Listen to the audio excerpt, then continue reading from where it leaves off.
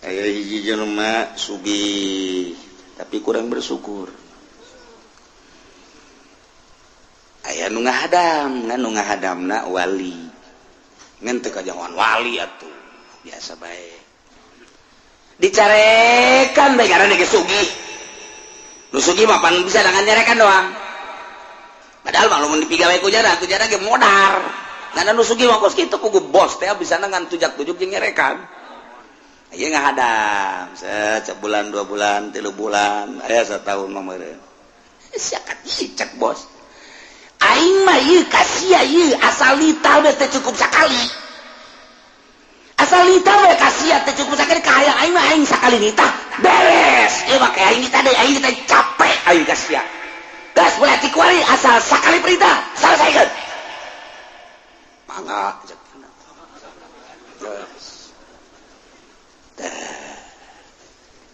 Pas menang saminggu pamajikanna muria. Parah. Panggilnya Nasruddin. Si Nasruddin. Nyaon teh pamajikan teh muria. Nyaho.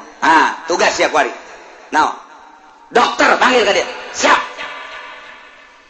Mangga. Keluar nyana. Borang dibawa ka dinya aya 20-an. Cak bos teh ieu naon? Aing ditamangil dokter kok 20. Supaya satu perintah selesai.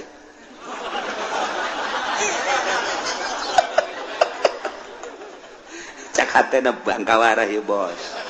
Sekali-sekali ku aing lah pokoknya dinasehatan nya nih. Tadi saya Nasruddin. Ilau loba-loba kan kudu dibayar. Bos. Pamajikan bos muriang, dokterna tuh nu make putih-putih eta dokter. Nu dua deui eta pegawena beusi deuk ngagerus obat dan lain sebagainya eta.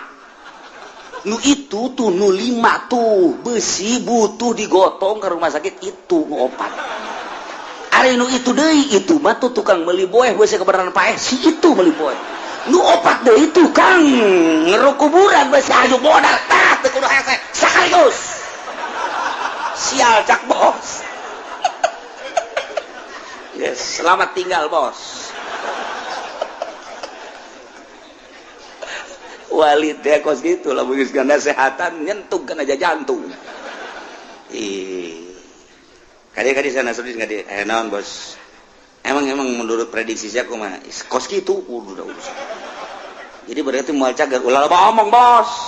Kan ulah kena balik bae 20-an. Nyaho kapake kabeh we.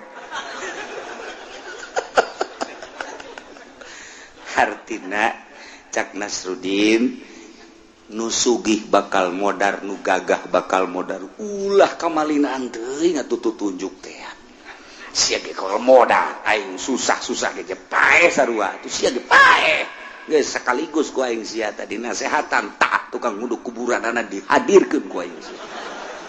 Billahi minasyaitonir rajim.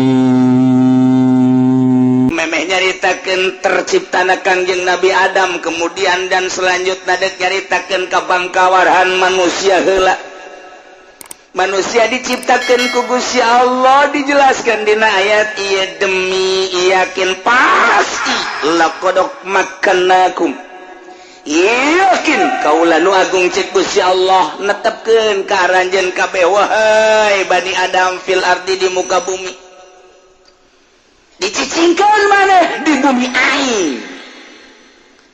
Teh nyaho maneh teh bumi aing. Dibagi kapan ku sararia teh bumi aing teh jadi 5 benua. Benua Asia, benua Amerika, benua Australia, benua Afrika, benua Eropa. Sarua nu aing kabeh. Sia cicing di mana? Di Asia. Asia mana? Pasifik. Pasifiknya di mana? Cikupa ada di mana maneh? Macem-macem di dinya teh nu dari pasar Kemis aya di Cikupa maneh aya tah dicicingkeun si Udin di Cikupa. Si Juned di Bojong. Ayo kabeh tah. Ieu walaqad makkanakum din sia tah cicing di Cikupa nang Allah. Juned sia tah cicing di Bojong nang Allah. soleh cicing tadinya di pengkolan talaga Arif cicing tadi dinyata di mana tak diterup tahu walakon makan aku fil ardi nang aing tete dicingkeun sia Mas Tono urang Jawa Tengah tepugu Tegaru ka Indonesia ka Tangerang datangnya ka dieu ngontrak nyana teh di Haji Arifin cing di dinya Mas Tono si Agus urang Bandung jeung si Cepi datang ka dieu nang saha eta nang Allah lamun urang Palembang lamun urang kitu Padang si Aprizal datang ka urang si Tono datang di Jawa Timur kabeh datang ka dieu kan aneh kunaon atuh urang Pasar Kemis pindah ka Tegal model kapan Kiai ulah doana bae gimana nih nek nuturkeun pamajikan kula ka Tegal heuy urang Tegal lagi kadari atuh kula juga aja pamajikan ngajak ka ditu ditu deh kusanaon melak bawang jeung sia bisa tuh tah tuh melak mamaling bawang geus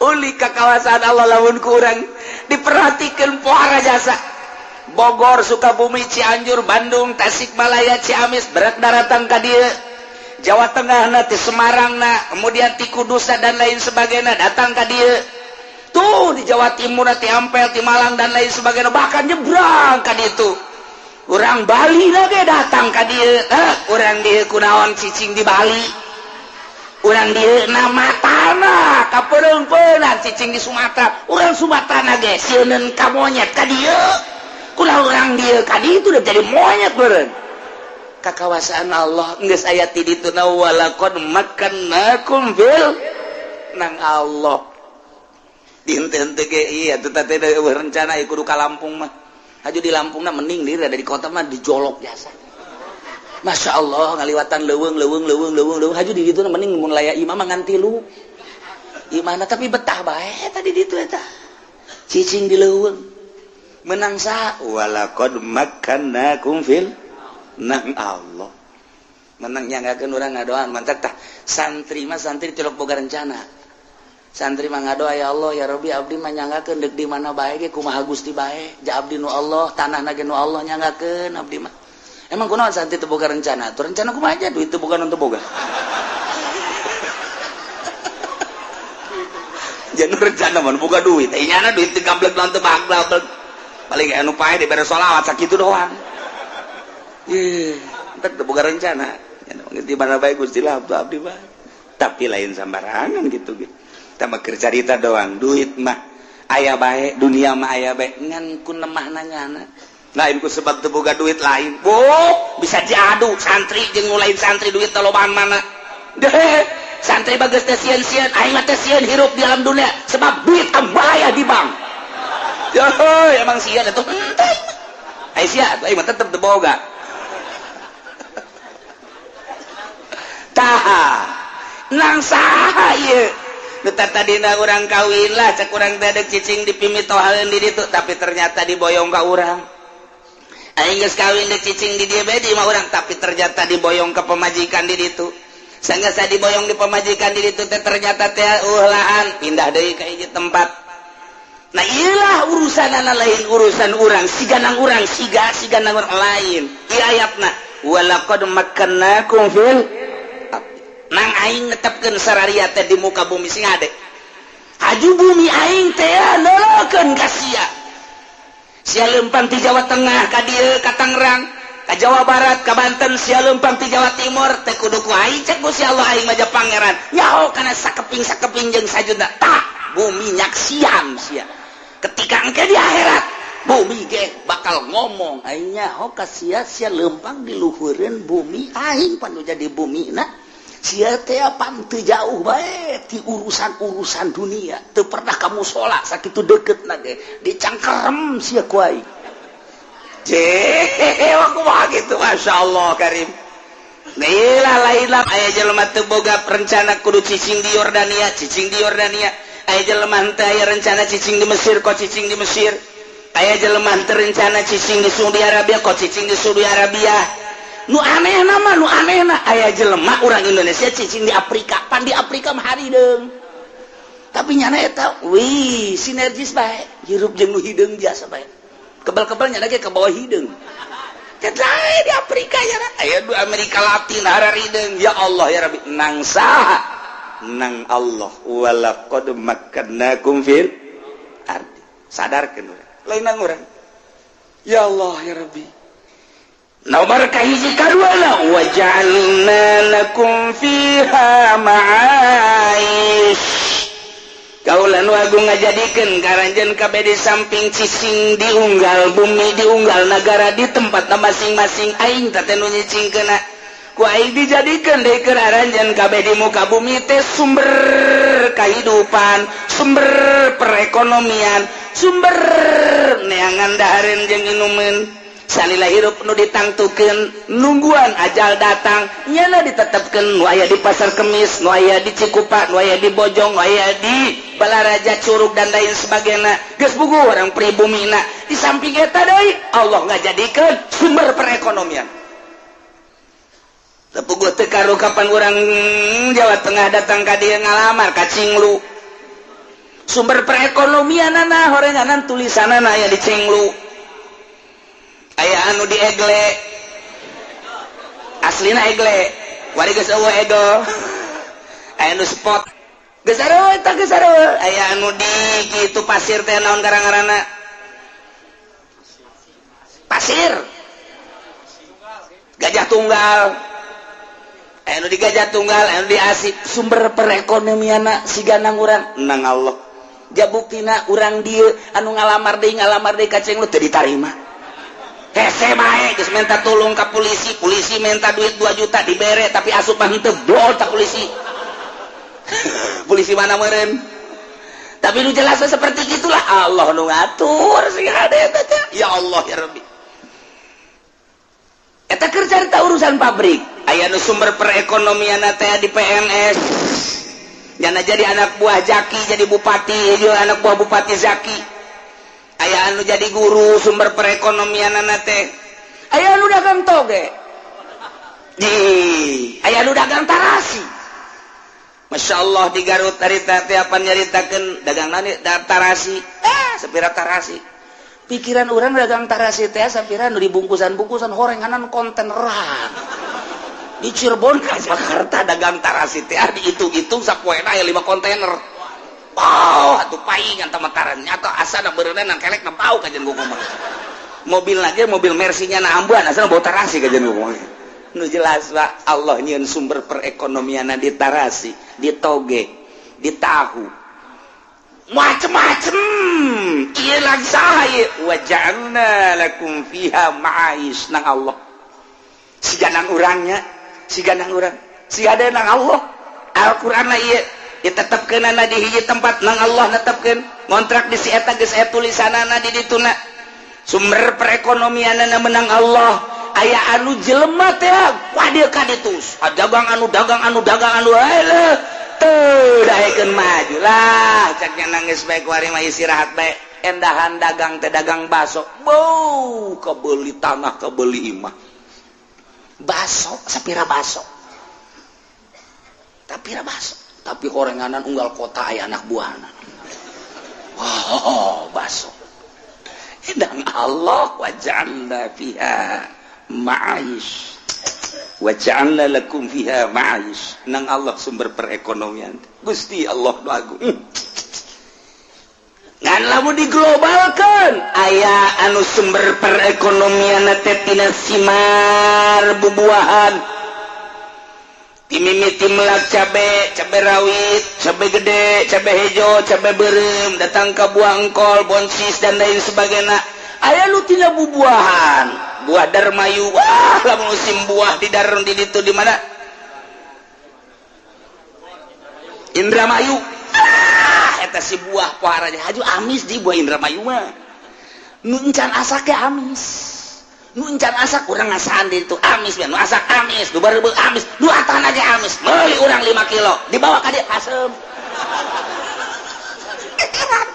aya heran eta kos kitu eta model eta meuli di itu Arabun dibawa ka dieu harasem nyaho jak urang nu milihan urang nu niat kang kos kitu bae nagarana teh mah mantap kuduna urang mun meuli 5 kilo dahar di ditu ka mengseret geus di ditu ieu sumber perekonomian teh aya nu tina buah aya nu tina samangka dan lain sebagainya ieu menang Gusti Allah wa ja'alna lakum fiha ma'ayish ya Allah ya Rabbi urang lamun di Cilongok mah di dieu ti baheulana ge ti lokaya palawija paling ge pare jagong dangdeur paling cabe di dieu teh sakitu doang nyebrang kasepatan ka ditu ya Allah kucai aya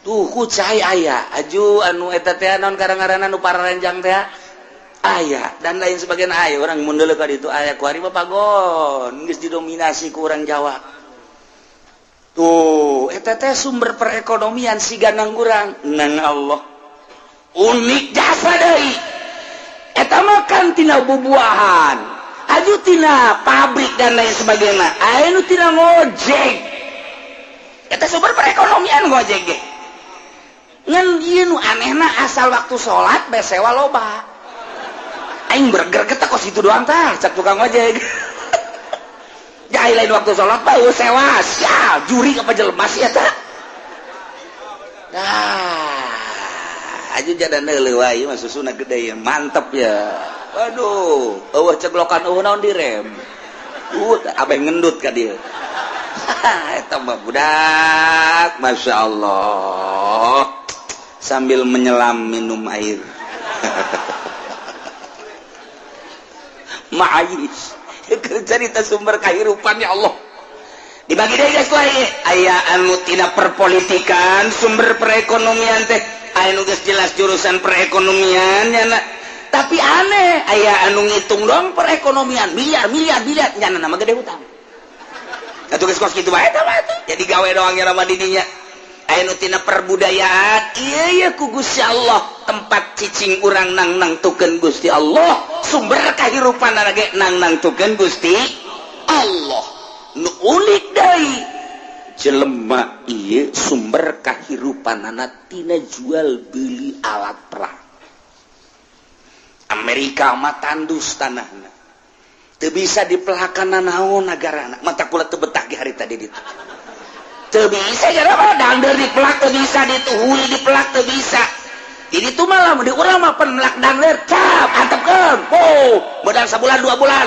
tarik masyaallah sabeu gede kieu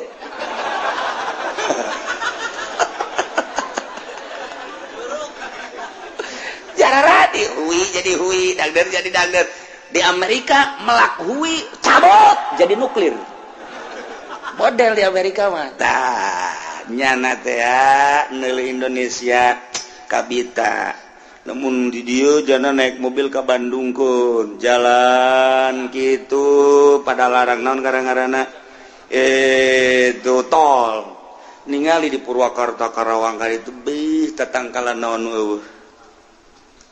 eueuh aya kabeh awi ti mimiti awi haur datang awi ampel awi gede awi araya kabeh cau ti mimiti cau anu leutik datang ka awak cau nu gede araraya kabeh tangkal nu dipelak mah geus karuhan nu teu dipelak areuy aya eta orang Amerika ngahaneng bae kieu kos kebodewen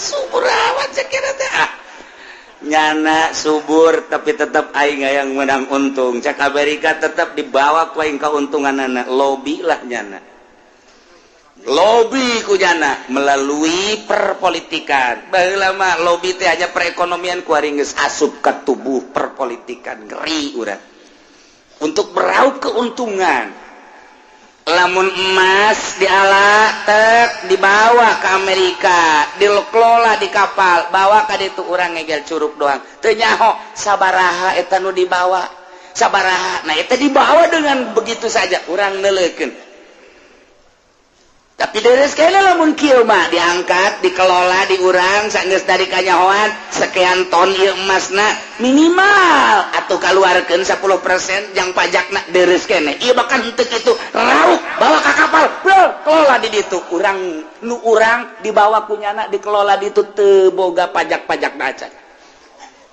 urang mun nyaritakeun kitu kan biadab tah nu kuari akan menandatangani kamari nu mantak diperjuangkan kan si itu nu eleh supaya ulah diperpanjang eta kakarak satu sudut eta urang teh ngan ieu teh tanah aing menang memperjuangkan bapak kolot aing baheula diseret dinuklir dibom dan lain sebagainya memperjuangkan teh supaya anak incu teh subur makmur tapi ternyata nu kuari teh nyahoeun baheula bapak kolot teh kena atom teh nyahoeun bapak kolot teh dibrondong diseret dan lain sebagainya tinggal ngeunana ditandatangani perpanjang sekian puluh tahun deureus mun aya pajak asup pajak-pajak naja atuh beureunanan menang kitu ge ayanya orang-orang tertentu mun urang nyaritakeun kos kitu urang bisa jadi pemberontak ieu mah sakadarnya bae ulah bebeja ka sasaha engke ente ka ditu ngabeja deui ieu kakarek satu kukula mun dicaritakeun aya sabaraha belas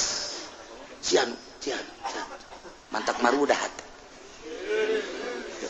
nah iya encan lain-lain nah iya bakal cerita waja'alna lakum fiha ma'aish Amerika teu bogaan duit lamun eta nuklirna teu dijual lamun eta senjatana teu dijual lantarannya nama ngandeukeun persenjataanna nu mantap hayang boga duit teh kudu ngajual senjata otomatis kudu aya nu perang ge senjata mah atuh aing teh perang mandeg sanu meuli jadi juga urang ge atuh aing teh deuk jambal mah teu meuli tarasi urang meuli tarasi so teh deuk jambal itu kele ieu kelantaran perang ieu otomatis beli senjata ya mau tidak mau Amerika teh kudu bisa ngadu domba supaya perang berarti negara paling biadab jalema sebab ngadu domba ke negara jeung negara supaya perang maksudnya dek kaloloskeun jual belinya nah supaya boga duit kos kitulah negara diciptakeun ku Gusti Allah ma'ayis tati dinya nu mantap adan kasogi orang terkaya sadunia sebab nyanalah anu jual beli senjata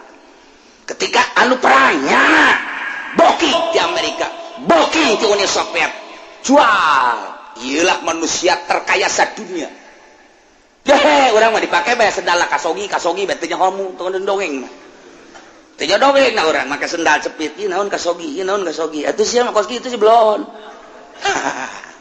jelema anu luar biasa toh nah waja'alna lakum fiha ma'aish macam-macam sama anu tina jual beli senjata nuklir atom dan lain sebagainya kabelah diana aya anu tina jual beli pakaian kabelah diana makanan minuman dan lain sebagainya terus nang Allah lain nang urang makmur lain mahmur deui subur lain subur deui kanikmatan anu luar biasa ku Gusti Allah dibikin terhadap manusia cuman hanjakal qalilam ma tashkurun saeutik pisan anu syukuranana qalilan teh saeutik ditaukidan ku make ma jadi qalilam ma pisan lamun teu kitu awas ya ngomong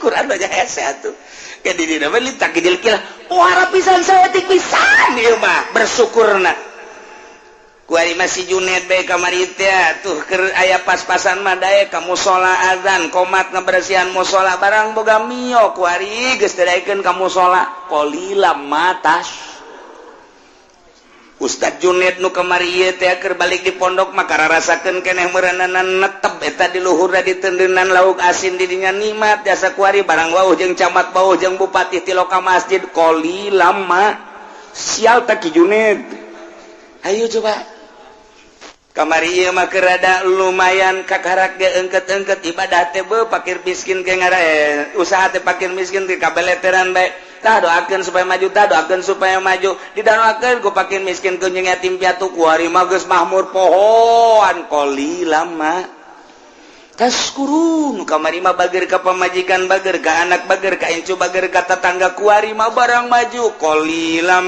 ma tas kurun lamun ditanyakeun ka mana Abah Haji mah di hotel. Ka mana Pak Haji? Pak Haji mah keur di puncak. Ka mana Pak Haji? Pak Haji mah keur di Lembang di ditu. Ka mana Pak Haji? Ngubur sasana meureun Pak Haji tah. Qalilam ma. Iyalah.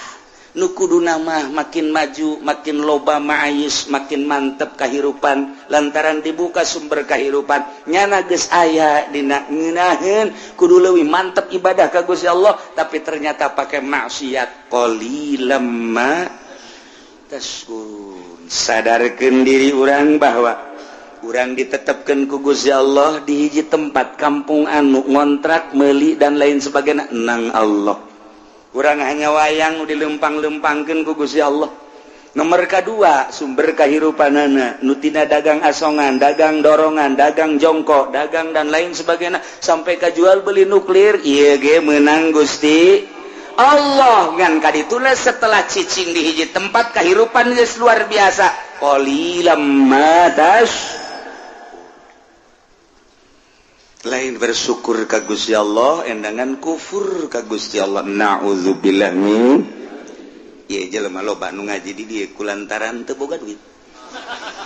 Teu boga duit ieu bebeja ka tatanggana ge ngaji emang kunaon leh usaha keur harese cek kitu. Utang ge teu kabayar mending ngaji cek nanti. Tuh belon pada tepor. Mun keur boga duit bae ngaji. Pak Haji Orang ngaji ka jelema, geus teh lah bae. Dek ka mana tuh bae? Boga janji di Cikande. Jeung saha lah ulah ngomong. Salam bae ka kiai. Heuh, rumah angonan teh budak. Datang minggu hareup. Aja urang ngaji, kayak minggu hareup cenah ieu teu kaburu. Masyaallah. Tuh boga duit mah kos kitu. Teu boga duit mah iceus jana. Tapi lamun boga duit atuh eta. Masyaallah. Qalilam ma maya dongeng aya hiji jelema sugih tapi kurang bersyukur. Aya nu ngahadam, ngan nu ngahadamna wali. Ngan teu kajangan wali atuh, biasa bae. Dicarekan bae ngaranna ge sugih. Nu sugih mah pan bisa dengan nyarekan doang. Padahal mah lamun dipigawe ku jana ge modar. Karena nu sugih mah kos kitu pugu bos teh bisa ngan tujak-tujuk jeung nyerekan. Ieu ngahadam, sebulan 2 bulan, 3 bulan, aya satahun mah meureun. Siakat cek bos. Aing mah ieu kasia ieu asal lita we teh cukup sakali. Asal lita we kasia teh cukup sakali ka hayang aing mah aing sakali nita beres. Ieu mah kayak aing nita deui aing nita capek aing kasia. Gas boleh tikuari asal sakali perintah selesaikeun. Mangga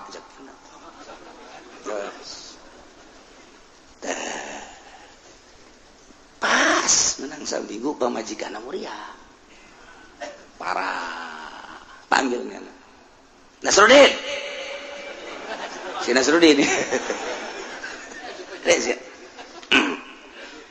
nyaon teh pamajikan tamuria nyaho tugas siap wari naon dokter panggil ka dia siap mangga kaluarnya na borang dibawa kadinya aya 20-an cak bos teh ieu naon aing ditamanggil dokter ke 20 supaya satu perintah selesai.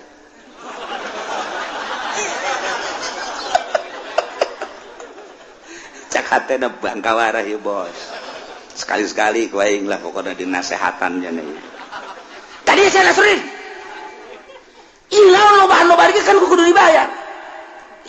Bos. Pamajikan bos murian, dokterna tuh nu make putih-putih eta dokter. Nu dua deui eta pegawena beusi deuk ngagerus obat dan lain sebagainya eta. Nu itu tuh nu 5 tuh beusi butuh digotong ke rumah sakit itu obat. Ari nu itu deui itu mah tuh tukang meuli boeh beusi kebenaran paeh si itu meuli boeh. Nu obat deui tukang ngeru kuburan beusi aju modal tah teu kudu hese sakaligus. Sial cak bos. Yes, selamat tinggal bos. Walid teh kos gitu lah geus ganda sehatan nyentuh kana jantung. Kadi sana Nasruddin kadi naon bos. emang menurut prediksi saya kumaha kos kitu udah urusan. Jadi berarti moal cager ulah loba omong bos kan ulah kena balik bae 20-an nyawa kapake kabeh we.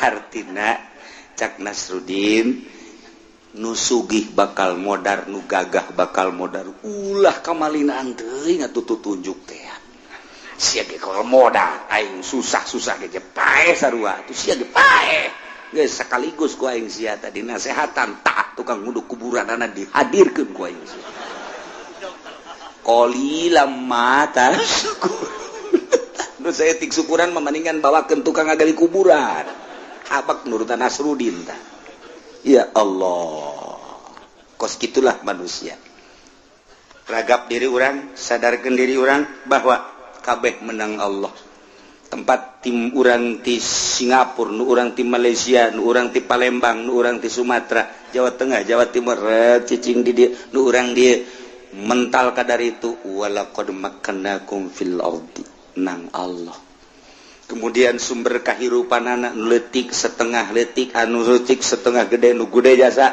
wabeh ge menang Gusti Allah tapi urang nu disupridat kita ibadah taat ka Gusti Allah Subhanahu wa taala tapi geus dijelaskeun ku Gusti Allah qalilam ma tashkurun walaqad khalaqnakum thumma sawwarnakum thumma qulna lil malaikati usjudu li Adam fasajadu illa iblis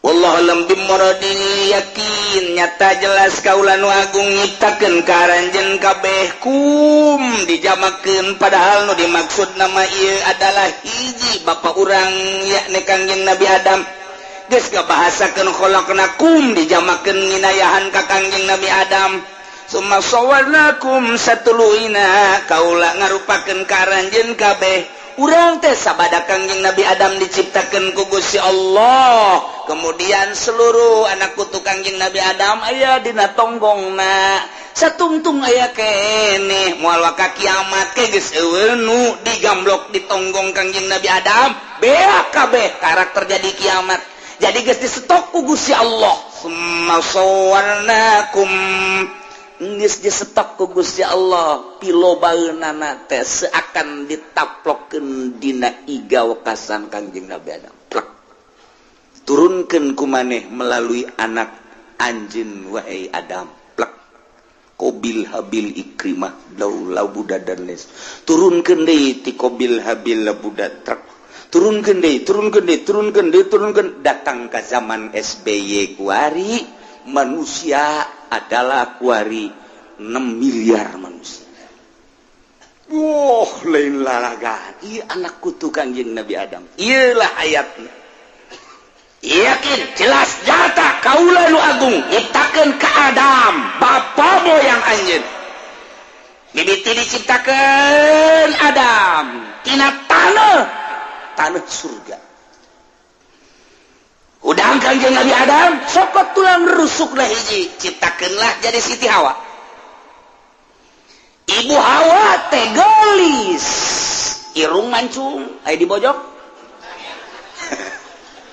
kulitna putih luar biasa rambutna terurai Masya Allah jangkung semampai luar biasa aduh Ibu Hawa malamun seuri urang lapar jadi seubeuh Masya Allah ya otomatis Kangjeng Nabi Adam tertarik dirawel lah ku Kangjeng Nabi Adam ternyata Siti Hawa ge deui bogoheun ka Kangjeng Nabi Adam atuh mah sama-sama I love you mantep jasa Kangjeng Nabi Adam disambutlah ku Siti Hawa cak Gusti Allah stop ulah main rangkul-rangkulan dan tenang lah Adam Hawa aing nyaho maneh resep ka Hawa aing mah nyaho Hawa resep ka Adam tapi tikah heula nikah carana kumaha ceuk Kangjeng Nabi ku aing ditikahkeun ceuk Gusti Allah sok ditikahkeunlah Kangjeng Nabi Adam ka Siti Hawa nu nikahkeunna langsung Gusti Allah di mas kawinan ku maca sholawat ka Kangjeng Nabi Muhammad sallallahu sallallahu alaihi wasallam. Oh, sholawat lain lalagaan eta sholawat. Kawinkeunlah ku Gusti Allah plek Kanjeng Nabi Adam teh jeung Siti Hawa. Urang sebagai anak incuna geus disetok ku Gusti Allah turunkeun melalui anak cucu anjeun wahai Adam. Summa sawarnakum. Allah nu ngarupakeun. Mata urang teu meunang nyacad, si itu hideung, si itu pendek, si itu kunyin, si itu nang Allah. Summa sawarnakum. Emang nang urang lain. Urang mah osok jual jawar ka beuti teh budak. Kunyin amat pugunya nage kuru. Eta teh beres kos kitu doang. Teh budak jore amat pugunya nage teu kasep. Deres kasep mah ngomong gitu ge bentuk. Keur kasep lagi teu meunang sebab sarua pada ciptaan Allah Subhanahu wa ta'ala. Summa sawarnakum. Summa qulna lil malaikati. Allah nyarita ka malaikat. Wahai malaikat, usjudu li Adam. Sujud maraneh kabeh wahai malaikat ka Adam. Cuk. Fasajadu brek kabeh sarujud ka Kanjeng Nabi Adam alaihis. Ieu sujudna sujud tahiyat, penghormatan kana panitah Allah. Percis kos urang sujud ka hareupeun Baitullah. Sujudna maka Allah ngan dititah menghadap ka Baitullah. Ieu ge sujudna maka Allah ngan dititah menghadap ka Adam. Brak malaikat ngan aya nu minculak illa iblis. Iblis bak kieu bae kajeudeuh. Batur sarujud bro kabeh ka Kanjeng Nabi Adam ngahormat. Iblis teu daekeun kieu bae. Ieu lamun ku ahli ngaji mah panjang moal anggeus sapoe mun dibongkar teh. Bahasa fasajadu illa iblis lantaran ieu bahasa istisna, sedangkeun dina istisna teh aya istisna mutafsil aya istisna munfasil. Etalah bahasa teh istisna teh aya ijab aya nafi. Tah ieu teh nu di istisna teh apa sapagodos jeung mustasna minhu teh apa henteu. Lantaran urang lamun ngaji bab istisna teh istikhrajus nu sabenerna mah. Tapi kan di dituna aya komal kaumu ila zaidan aya komal kaumu ila imaron. Nah ieu lah apakah iblis sajinis jeung malaikat apakah henteu? Lamun malaikat teh sajinis iblis teh sajinis jeung malaikat atuh berarti kitab Allah cek tadi lil malaikati atuh memang ajegeug lagi atuh lain ka malaikat ieu ja iblis henteu jadi masalah. Tapi kok jadi masalah berarti ieu iblis teh sapagodo sajinis jeung malaikat. Lantaran Allah ngahitobna summa qulna lil malaikati berarti ya iblis teh termasuk jumlahan malaikat. Ngan lamun termasuk jumlahan malaikat tapi pan urangnya mau dibuatna ai malaikat mah dibuat tina nur, ai iblis mah dibuat tina nar. Beda, nur cahaya, nar seuneu. Puyang kajen gugu mah age kiai mana nu teu puyang kajen gugu ge puyang bae. Mun ngabahasakeun usjudu qulna lil malaikati Allah nyarita ka malaikat. Usjudu li Adam, sujud maneh ka Kanjeng Nabi Adam. Sujud. Brak malaikat mah sujud ila iblis. Ai iblis malaikat apa lain? Pan tadi ge qulna lil malaikati berarti malaikat. Tapi pan kanyawa tercipta malaikat batina cahaya, ai iblis batina nar lain. Atuh lamun dilainkeun Allah ngehitob ka malaikat atuh teh sujud ge mantak naon ulah jadi masalah lantaran jalur dititah sujud ge malaikat iblis teh dititah. Tuh kan puyeng nu ngaji ge bae puyeng atuh ka nu teu ngaji geus badak teh mah geus pararuyang bae geus lah. Mun teu ngaji nah geus barabe nu kos kieu mah tah nu mantak ditaliti pembacaan teh. Istisna mutasil apa istisna munqatina syarat istisna mutasil kumaha syarat istisna munqatina kumaha ieu istisna teh nu di mustasna minhu mana anu mustasna mana ieu terjadilah istisna kos kieu ieu maksudna naon wah ambalaya geus daripada puyeng geus moal dibahas geus sakitu bae lah puyeng mah lain lalagaan sebab geus aya anu neuleukeun jam bae kiai panjang teuing cek atuh sia kaluar bae bego. aduh Masya Allah carita dong padahal mah tunggu dibahas ayo santri mah kiai geus nyararahongan ieu keur carita ngalalagan nu teu ngaji tak kos kitu aya nu ngaji mah moal bisa kalalaga atuh coba heula keur di pondok geus depongan atuh muka dia poho deui paan illa iblis kecuali iblis abal jin iblis teh bapa jin ya nama karena bainal malaikat jadi lahir termasuk malaikat abal jin bapa moyang jin adalah iblis terciptana tina nafseun ai malaikat terciptana tina nur cahaya ari Kangjeng Nabi Adam diciptakeun ku Gusti Allah min tin tina endut kieu endut cenah dah sih teh endut aja endut pagendut endut teh lempung taneuh eta endut ngaranna taneuh dicokot taneuh tina berbagai warna taneuh diaduk-aduk ku Gusti Allah kemudian dirupakeun Adam dibaringkeun iblis teh wah Gusti Allah dek jieun macem-macem ya asana iya nu bakal ngelehkeun aing ye cak Gusti Allah wahai para malaikat hati-hati beus aya iblis ka dieu jaga mangga malaikat rapat di dieu sok kumaha rapat dan nu kamari bae ti MK rapat beus aya momonon asup tuh diskusi itu bae negara supaya kadulu gagahna negara teh kos kitu atuh padahal matu ngabong bae teu kudu kikituanan geus kae mah kos kitu negara mah geus antepkeun bae nyana-nyana urang-urang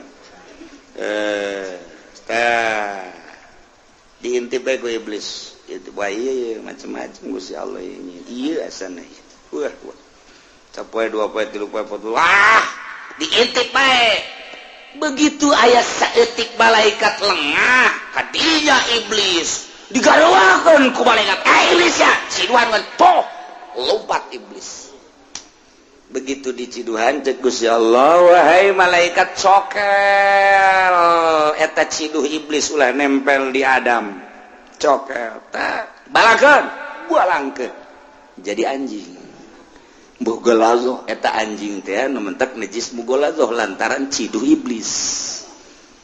Nah, di mana eta dicokelna di dieu pas bujal nu mentek kabeh di dieu aya bujalan.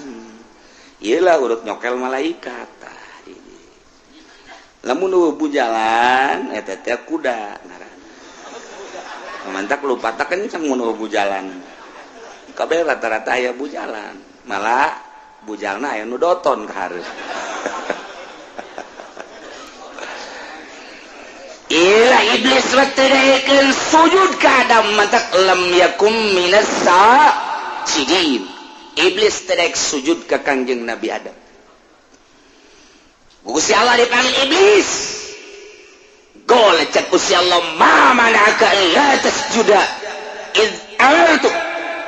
Naon halangan ka maneh sehingga maneh teh teu daek sujud ketika aing marentah ka anjeun teh sujud maneh teh sujud kunaon ngejawab iblis gola ana khairum minhu pan abdi mah leuwih bagus tibatan Adam kosnya aku leuwih bagus khalaqtani min nari wa khalaqtahu min tin Gusti ngadamel abdi mapan tina seuneu wa khalaqtahu min tin ai gadamel Adam mapan tina taneuh sedengkeun seuneu jeung taneuh mapan mulyaan seuneu cak iblis kamuliaan seuneu mah coba ge seuneu mah kurang lamun dihurungkeun terus ka luhur nya mah naek terus ka luhur datang ka awang-awang eueuh seuneu nu kahandap ai bumi mah kapan ngabaged ayeuna dihandap geus kulantaran ngabaged atuh mulyaan kaula nu diciptakeun tina seuneu hiji nomor kadua seuneu mah bisa ngarusakna gampang jasa blek rubuh bae tapi taneuh mah nya mah ngabaged bae mantak mulyaan kula lantaran kula mah bisa ngarusak dengan cepat nomor katiluna seuneu mah kapaan bisa manaskeun suasana namun dina tempat-tempat tiris butuh kana seuneu haneut ku seuneu mah eta lah pertolongan kula tapi taneuh mah ngabaget bae teu bisa dikieu kitu nu manta khalaqatani min nari wa khalaqatahu min tin ana khairu minhu kuring teu kudu sujud ka Adam embung kula sujud ka Adam mahnya nu leuwih mulya kudu sujud ka nu leuwih hina oh ti dituna waduh ilah as iblis berarti takabur ya iblis maka cek Gusti Allah golek cek Gusti Allah iblis pahbet tok minna turun sia ti sorga turun fama yakunu laka an tatakabbara fiha tepantas model mana itu takabur sombong cicing di sorga lain cicing jang tempat tu sombong telayak jelema takabur sombong cicing di sorga turun sia iblis lantaran sia sombong fakhruj minha innaka minas sokin turun sia iblis lantaran mana takabur turun innaka minas sabirin sanyana anjeun teh termasuk nu hina golanzirni iblis masih keneh memohon ke Gusti Allah kakarak datang ka turun doang ka mana ieu turunna iblis jeung kumaha selanjutna engke episode selanjutnya wallahu alam